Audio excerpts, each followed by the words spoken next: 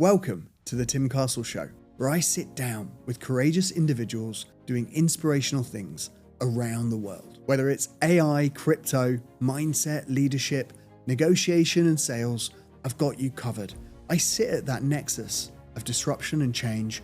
I'm loving every second of this. I really do believe this is the most abundant time that we've lived in. And if we harness what's going on correctly, we can build businesses that are going to transform our future and your lives. So come with me on this journey, meet the people. I pull back the curtain, I find out who they really are. I started off building this podcast for my sons as something they could look back on later in life and see the conversations that their dad had with people that he respected and admired, but most of all, get the lessons.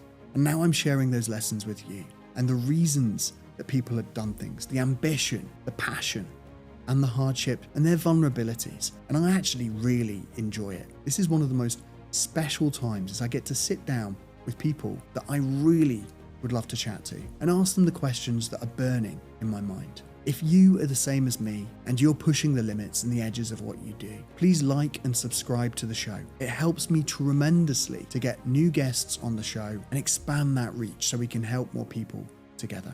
Most salespeople think AI is a threat. The real threat is being average in a world where average work is now going to be automated. And you can see this taking place across the US, the UK, across Europe and Asia. There are mass layoffs, especially in tech companies, because there's changing hiring standards. And so what does this mean? It means persuasion and influence are going to become infinitely more valuable in this world. So I'd say to you, the old sales playbook is dead. It's finished. It's gone. Scripted outreach, generic, old, boring emails that don't stand out, lazy, low-value SDR behavior, and the spray and pray approach. It won't get you far in this new world. So that brings me to the next question. What do companies actually want now? They want top performers that can blend AI usage and judgment, human judgment, with human connection. So emotional intelligence, adaptability, flexibility, creativity, imagination, skills that you can't just manifest out of nowhere, you have to work at.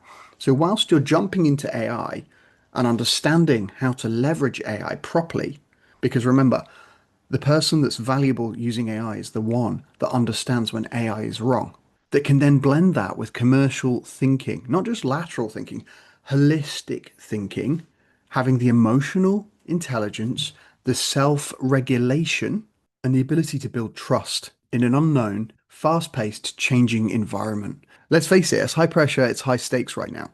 The game has never been tougher, yet there's more opportunity than ever. Businesses are looking to expand and to leverage AI and to become someone that can influence the room, that can influence decision makers and outcomes. And that's where you make a real impact. If you are average, in a world where average is automated, you will get replaced. Here are 5 skills that AI cannot replace easily. Negotiation under pressure, emotional control, storytelling, strategic thinking, and reading human behavior. So human to human interaction. Imagine this, you're in a high stakes decision-making process and there's tension in the room. Now, it's not ChatGPT, it's not Claude, it's not some LLM that's going to be able to help you in that moment. It might be able to coach you when you're out of the room, but in that moment, in the room, right then, it's you and only you that can bring the emotional temperature of the room down so that you can create more value together. And this is what I talk about in my book, Magnetic Influence. If you're influencing using force, well, you're already losing. Magnetic influence is when people move toward you because of who you are, how you show up, and the value you create. Just by being in that proximity of you, you can help them create value. That might be through an introduction, it might be through an idea, it might be through bringing the talent and the gift out in them and helping them see that. Magnetic influence means that you are able to expand the size of the pie and you connect before you persuade. You slow the conversation down and you make people feel seen. Persuasion is not about proving you're right. It's about genuinely understanding what the other person needs. So with magnetic influence, you shift from a state of fear to abundance, service, and possibility. What do you do when a buyer objects, when they push back? Well, as a magnetic individual, You don't let your emotions hijack the deal. Emotional regulation is a superpower. If you can stop reacting and stay composed, you see the objection for what it is. You can keep leading the conversation. So this is my daily exercise to expand the pie, right? Start with gratitude. So write down 3 things you're grateful for every day. Just get into that state of a gratitude and abundance, because this is all about state management for high performers. Write down 5 big rocks that matter today that you're going to tackle. This is one big sales action in 5 areas that you're going to dominate in. And I think the most important is to decide who you're going to be under pressure. Not what you'll say, who you will be, because that's the level of training that you're going to fall to when the pressure is on. I'd say the biggest message I'd leave with everyone today is the negotiation is never just about the deal. It's who you become under pressure.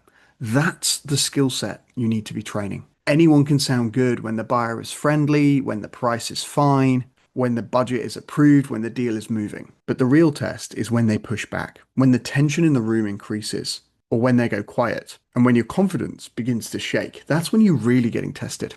And that's where the work begins. In my book, Momentum Sales Model, I talk about being momentum positive, building the energy, the pipeline, the habits, and the self-belief of a top salesperson. And this allows you to keep moving when everyone else stops. This is how you create momentum. In the first domino, it's all about one bold move, one brave conversation, one high value action, and it changes everything. You win your biggest client. And I teach you how to do that in 90 days with this book. So my challenge to any sales rep out there is to build your confidence through building your pipeline. Condition your mindset. Don't ask for value. Add value. Become a service-minded salesperson. Create possibility. Go out there and connect people, even if there's nothing in it for you. Operate in that spirit of gratitude, and you'll see how your universe and you start to become the center of gravity. And you start to attract people and situations and opportunities. And from there, you're the trusted advisor, because the customer is the hero, right? And the hero has a pain point, and you can solve that pain point, but you can only do so if the customer understands and feels that you are genuinely passionate about solving their problem and that you are the right guide for them. Sometimes that takes ultimate conviction, and you need to say, here's what we're going to do, and this is how we're going to do it. Other times, you need to let that customer speak and feel heard. They need to get it out. They need to see the problem in their own eyes and see what happens when they don't change, and come to the conclusion that they're willing to go with you on the journey, because the pain of change is less than the pain of staying the same. And when that happens, they'll move. But it's your judgment, your human intuition. You've got to trust yourself that's going to be able to understand how to move that deal forward, if it's the right deal to move forward, and how to work with the human in front of you to provide them with what they need to reduce the fear and to increase the propensity and the momentum to take action and to move forward. Because I'd say the best negotiators, they don't chase deals. They create momentum. And when you create enough momentum, buyers don't just listen to you, they move towards you.